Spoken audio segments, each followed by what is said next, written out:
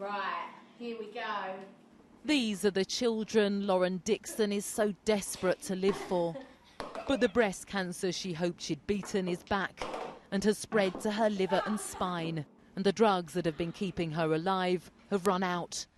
Avastin isn't available on the NHS, so the first 12 months was funded by her health insurance.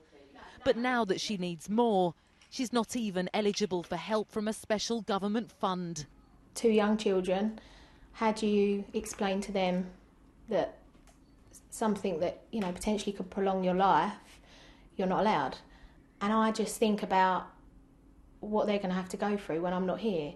So for every month that I get extra, that I can prepare them, that I can explain to them, that I can do anything I can to give them that extra bit of time with mummy,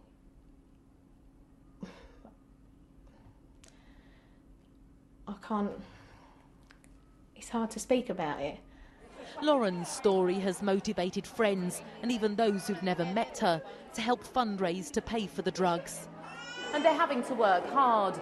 Lauren's been told the Avastin she hopes will prolong her life is going to cost £5,000 a month. So far, £35,000 has been raised. Lauren's waiting until her current chemotherapy is over before starting the drug. But friends are angry that it's up to them to find the money. I don't think it's fair that we're having to do this ourselves. Lauren hasn't had anything from the NHS, and still we're having to do all of this because they're not providing her the drug that she needs.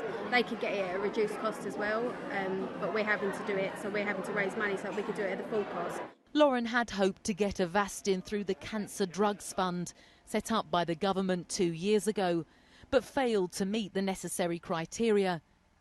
£200 million is allocated to the fund each year.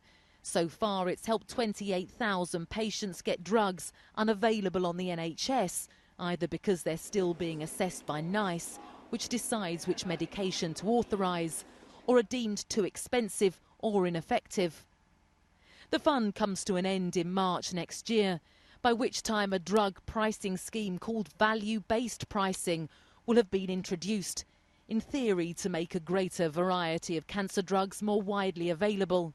We are hopeful that under a new scheme, which will be taken forward by NICE, that there will be a more flexible approach to assessing these drugs, and that might mean in some instances some of the cancer drugs that don't currently go through, especially kind of end-of-life drugs, would be more suitable for going through value-based pricing system.